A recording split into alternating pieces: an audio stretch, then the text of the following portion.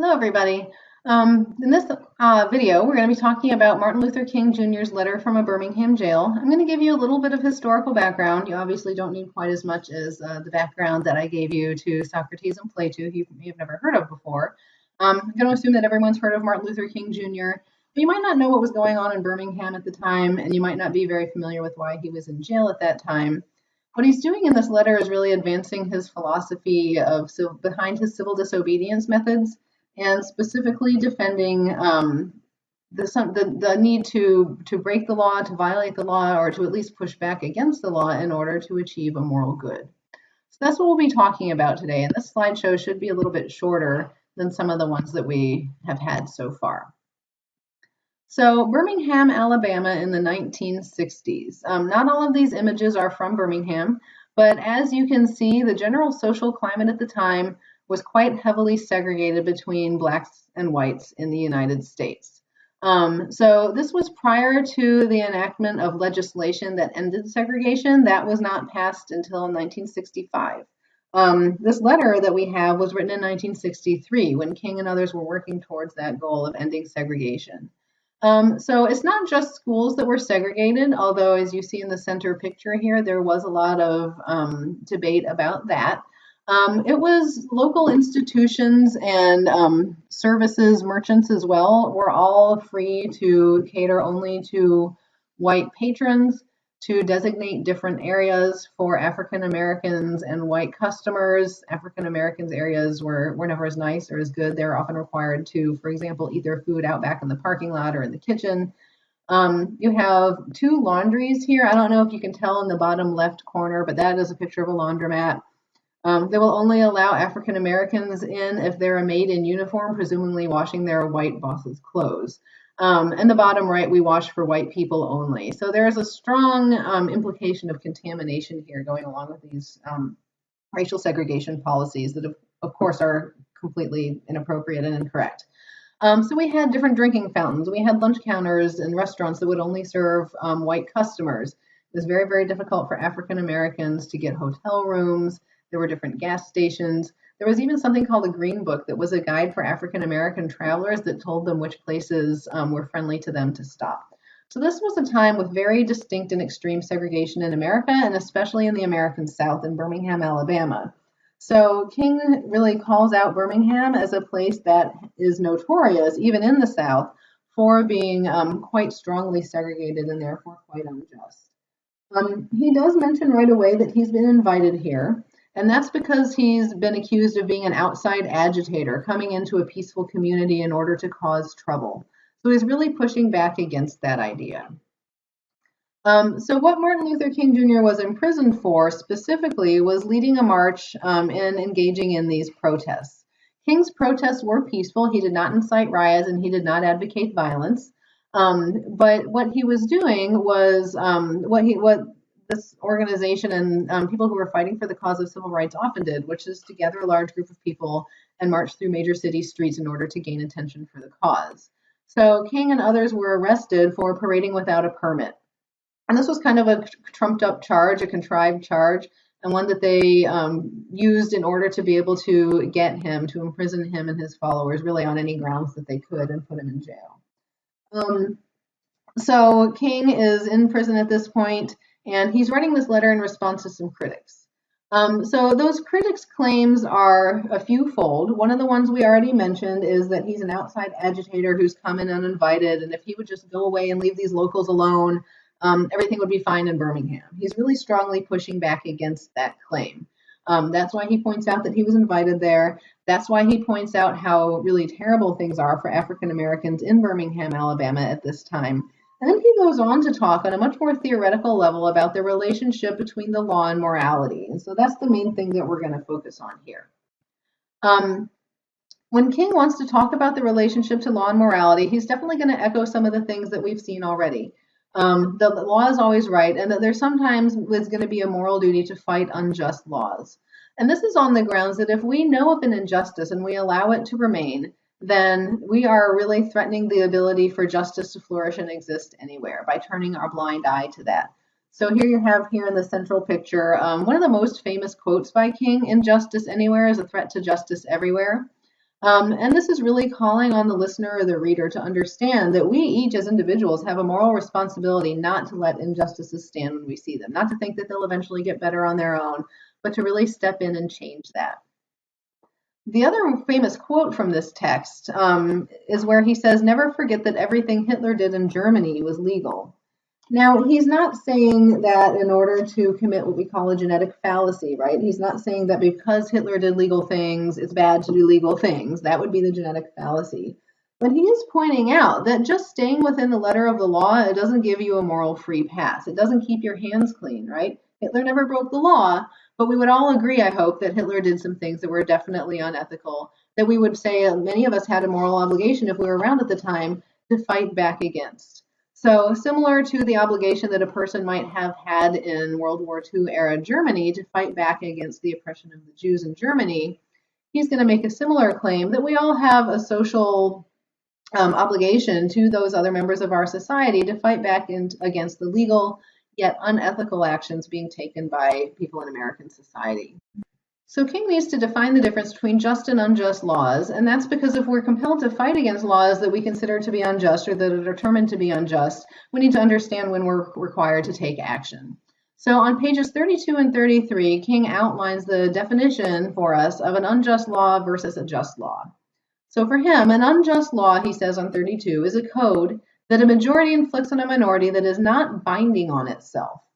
Now, we may need to decipher that a little bit. What he's saying there is that if the majority or privileged class makes a set of rules that don't apply to them, that only apply to another group of people, then we know we have an unjust law. So big clue is something that doesn't apply to everybody, that is just one group inflicting a set of rules on another. On the other hand, he says, a just law is a code the majority compels a minority to follow that it is also willing to follow itself. So basically a rule or set of laws that applies to everybody. So this is a pretty simple distinction to make, and it's easy for us to see that many of the laws and practices that existed in Birmingham, Alabama at the time and throughout the American South at the time do not apply. So if we have laws that intentionally create different treatment, different legal rights and different legal protections, then we know we're talking about this first category, unjust laws and practices that a majority is inflicting on a minority. So here you have the white majority that wants to enjoy its special status, and they're going to create rules and laws that only apply to African Americans. On the previous pages, he talks a lot about the ways in which African Americans in the United States have been poorly treated. He says Birmingham is probably the most thoroughly segregated city in the United States. It's got an ugly record of police brutality that only African Americans are subject to. And its unjust treatment of Negroes in the courts is a notorious reality. In other words, it's not just the fact of being taken into police custody. Oftentimes we're inclined to think, well, even if the police get you, as soon as they realize you're innocent, you'll be fine. Well, on top of that, you have unjust court system in which African Americans are assumed to be guilty or assumed to be dangerous citizens and are assumed to be people that we cannot trust. Now you have a system that's quite stacked against a certain population. So these and other practices are the ways and are the things that King is pointing to: the lack of legal rights, the lack of legal protections, the lack of fairness in the court systems, as well as these social practices that we've already talked about. That is a clear indication to him that we've got an unjust social system and certainly a set of unjust laws.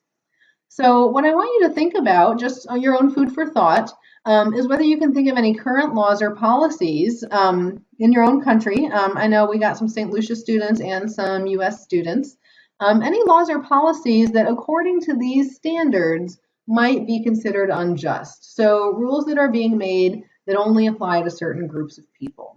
That's something that I just want you to chew on. Rhetorical questions that I ask like this, or questions that I ask that I tell you are kind of food for thought for you to consider for yourself, are very likely to come up on exams. So these are things that you might want to actually spend some time thinking about and make a few notes for yourself on. Here are some more of those types of questions. Pressure through civil disobedience. King defends the confrontational methods that he uses in these civil rights protests. So what he's talking about here, the types of actions that we're talking about, he calls direct action. And this is something that has followed from negotiation and from other less direct actions that they have tried prior to this in order to just kind of get the local merchants, for example, to agree to take down their whites only signs and things like that. What he says on page 30 is that we didn't move irresponsibly into direct action. We wanted to make things work in a less confrontational way. But nonviolent direct action seeks to create a crisis. It basically forces people to confront a situation and establish such a creative tension that a community that has constantly refused to negotiate is forced to confront the issue. So take a little bit of time, again, to think about what this has to do with some things that are going on in the United States. Here in the US in the last year or so, we've seen a lot of race-related protests about the very things that King is talking about, police brutality and unfair treatment in the justice system. So again, just a little food for thought to see what you think about how we might apply King's ideas to present-day situations. So King and Socrates are clearly both putting forth ideas about the relationship between law, society, and ethics. There are some important similarities between them, and there are also some important differences. What I want to direct you to is also on page 30, the similarity that King himself draws between his own actions and those of Socrates. So what he says here on 30 is that just as Socrates felt that it was necessary to create a tension in the mind so that individuals could rise from the bondage of myths and half-truths to the unfettered realm of creative analysis and objective appraisal, we must see the need of having non-violent gadflies to create the kind of tension in society that will help men to rise from the dark depths of prejudice and racism to the majestic heights of understanding and brotherhood. So what he's getting at here is the same gadfly image that Socrates himself uses that I mentioned last time in the Apology. So Socrates, when he's defending himself against these charges of corruption of the youth and impiety, describes himself as this kind of biting insect, a gadfly, whose job it is to agitate the state, which he compares to a horse, right? So just like the gadfly shows up and nibbles on the rear end of the horse and agitates it, gets it to get up and move, that's what Socrates saw his role as in relation to the state. So Socrates says we need to agitate for the good of society. The way Socrates did that was by showing people that they didn't know what they thought they knew, which we saw didn't work out very well for him. King also says we need to agitate for the good of society in a slightly different way, or actually in a majorly different way. So the reason why we have these big differences, despite these similarities, partially has to do with social class. So Socrates, as we saw, comes from a privileged social class. He himself was a white male moneyed landowner, which meant that he would have been privy to voting rights and other social privileges in ancient Athens. And we know that King was part of an oppressed social class. So their perspective on the validity of the state's laws is going to be very different based on that. So for Socrates, the laws and institutions under which he lived benefited him. Socrates talks about in the Crito about viewing the laws as performing this parental role and making sure citizens grow up to be good, productive members of society and responsible individuals. King has not had that same experience. King has experienced laws and institutions that have contributed to his own oppression and to the oppression of others like him.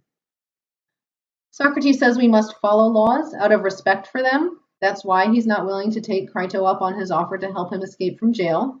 And he also says that we have to accept the consequences of having broken those laws, right? That's why he is willing to take his punishment of drinking the hemlock and dying.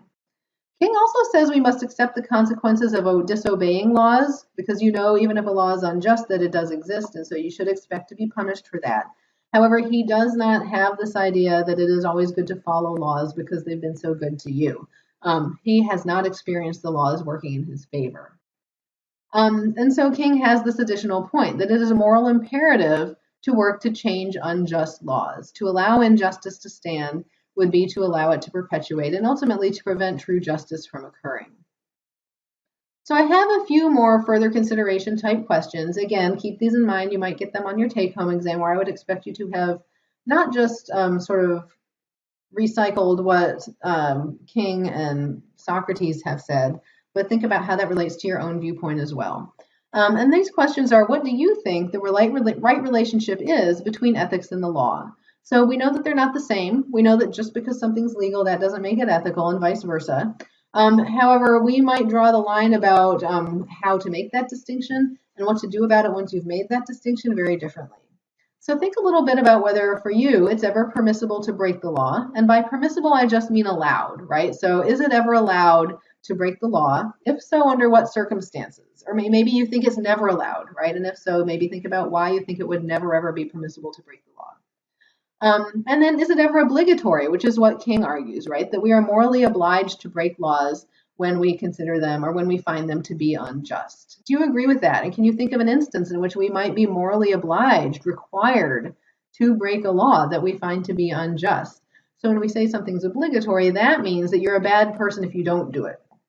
So these are just some things to think about. There are a lot of other things that we can do with both of these texts, but what I really want to focus on for the comparison of the two is the approach to the relationship between ethics and the law, and when we're ever allowed or even required to push against the law.